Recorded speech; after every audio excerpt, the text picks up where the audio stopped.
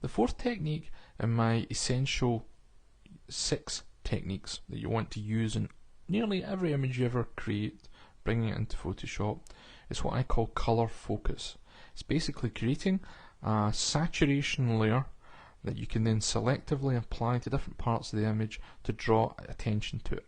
Now, if you're using an earlier version of Photoshop, you could just go for a hue and saturation, but cs4 we've obviously got the option of a vibrance layer, and we're going to use both vibrance and saturation for this. So I'm going to increase the overall saturation to probably around about maybe plus 15, plus 20. I think I'll go as high as plus 20 just now. We can always adjust it back later on. And then a bit more vibrance as well to plus 15. And if I switch the visibility of the layer on and off, you can see the difference. Now, I'm just going to call this layer number 4 color focus, because that's what it's going to help us do.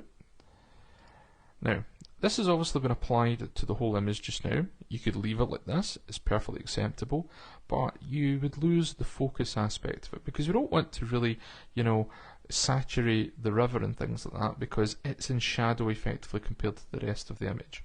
So if you click on the adjustment layer, the actual mask itself for the vibrance, and do Command I, this will inverse the color to black. It means you get your paintbrush out at a size that suits you, make the opacity 80% and the flow 80%, and make sure you've got your white and foreground colour. Then what you're going to do is basically select different parts of the image and just start to dial in and paint back some of the colour in the areas of the image you want to have a little bit more emphasis on. So the likes of the tops of the buildings, sides, and you can be quite haphazard with this. I am using a soft brush, so it's 0% hardness, and I'm going to show you just directly how we tame the overall effect and blend it in a bit better. So I'm just going to pick up the tops of the trees slightly, and then moving on to this side we'll have a wee bit more over there, but there, not forgetting the sky. So we'll just sweep, and we'll actually use our right bracket key to increase our brush size. And then I'm just going to introduce more of the blue that's in the sky. And at this point, if we do Command or Control minus to zoom back out, I was using Command or Control plus minus to zoom in a wee while ago, we can then check our before and after. And as you can see, the elements in the buildings that I've enhanced are the bits that we want to effectively focus on. Now if you hold down your Alt or Option key and click on the actual color focus layer, which is the vibrance adjustment layer, you can then start to see the mask and where I've started to paint. Now you can see it's been a soft brush. Now whilst on this view, if you do Filter, Blur, and then Gaussian Blur, we can actually blur up a little bit more of the mask area, thus blending it in to the actual image. So I'm probably thinking 20 pixels for this particular image. It might be 10 for yours, it might be 30. Experiment with it. Click OK, and then hold down your Alt or Option key and click on the mask again, and then just do before and after just to check it. And you can see subtly we brought out the buildings around the midground and obviously enhanced the trees and the castle in the background area. And there we have the fourth technique, which is saturating particular parts of the image to give colour focus. Okay, just before we move on to the next stage, which is technique number 5, which is going to be darkening the corners or vignetting the image, once again to draw more emphasis on the buildings, I'm going to do Command or Control S and save. And we're just going to do a quick recap. So the curves density, if you were applying this in on a raw image in the likes of Bridge or Lightroom, then you're going to be using the basic adjustment sliders, which are, you basically your darkness, your lightness, your recovery, your fill, brightness, contrast, the parabolic curve. They're all, basically in there ready for you to play with. The color mood, you can use the gradient tool, set to a specific color and then faded back. and then the color focus, you're going to use one of the retouching tools to apply a saturation or a vibrance over and just individually paint that in. So there we have all the elements up to stage 4. Stage 5, we're going to darken the corners, traditionally known as vignetting, and we're going to work on that now. So what we want to do is click on a new layer. We will just call that layer, if I come off the layer style, 05, and just for simple language we'll call it darkening, but it's really vignetting. Okay, if you hold down your Alt or Option key and then go to the layer palette menu or panel menu, you will then see this option for merge visible. Whilst holding down your Alt or Option key, you can click on that, and that will then combine all the information from layers 1, 2, 3, 4 plus the background layer into what I call an intermerge layer, which is going to be our darkening layer. Once we've done that, what we then want to do is change the blend mode.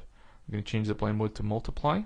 That, as you can see, will darken things right the way down, and we're then going to bring the opacity down to 50% to start with, just so that we can see some of the things that are going on. You're then going to go to your elliptical marquee tool. You're going to draw an ellipse that surrounds the buildings and a bit of the river, like so, and then we're going to click on an adjustment, or rather a layer mask, allowing you to adjust the image. So click on layer mask, and you will then see at the moment what we've got is a lighter outer area and a darker centre. We obviously need to inverse that mask. Now, if you're using an earlier version of Photoshop, do Command or Control I on the actual layer mask. Or, if you're using cs4, you can click invert, and then after that, the technique I showed you before about blurring the colour focus in the previous part of the video, you can apply to the darkening. Again, if you're on cs4, all you've got to do is increase the feathering, and it's going to be quite strong. You want to effectively set it right the way up to probably around about 120 pixels, so that you're just throwing emphasis on the buildings. Now what you're then going to do is click on the actual darkening layer, and from there just blend the opacity back. And then if I do it before and after, there's before and there's after. And this throws a really nice vignette. And it's up to you how subtle you make it. I'm probably going to take this to around about 25%, just so that we're getting darkening into the sky, we're darkening down the embankments, but we're still getting good detail. So if we zoom in, you can see there is detail there. We are clipping it a little bit, well, not really clipping it, but darkening it off. There is actually still detail in the blacks there. Maybe a little bit too dark here, but again, it's drawing emphasis to the most important parts in this image, and that's the most important thing. So technique 5 is the ability to create a vignetting or darkening of the corners. Welcome back to the final stage in this 6 essential techniques for your images. Okay, so the final stage, because the image is pretty much done, is to sharpen it. And I'm going to show you a specific way of sharpening that allows you to put nice crisp details into the image without having to do an overall sharpening. So it's a kind of more specific sharpening. So to get started, we're going to create a new layer. Then double click on layer 1 and just call this layer 6, because it's the 6th technique, of course. And we're going to name it sharpening. We're then once again going to repeat the same technique as stage 5 for the darkening. Hold down our Alt or Option key, go to our panel menu, and click merge visible whilst holding down the Alt or Option key. That will then combine all the information into number 6. Because we're using a filter, it's probably best that we do a smart sharpening filter, so that again it's as non-destructive as possible. So this layer here has to be converted to a smart object. A couple of ways of doing this, but the easiest way is to go to Filter, Convert for Smart Filters. And that will then change that layer into a smart object. From there, we're going to apply Filter, go down to Sharpen, and Smart Sharpen.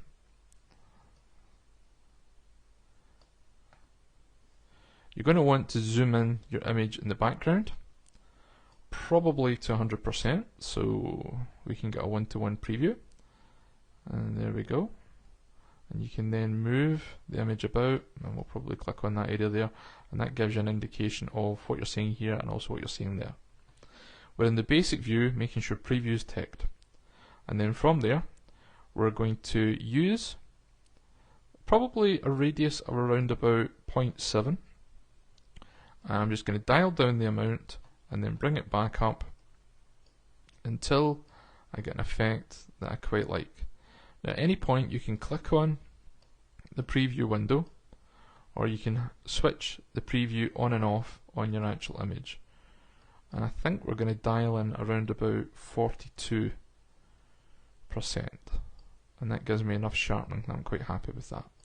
We're using the remove Gaussian option for this image, and we're going for more accurate.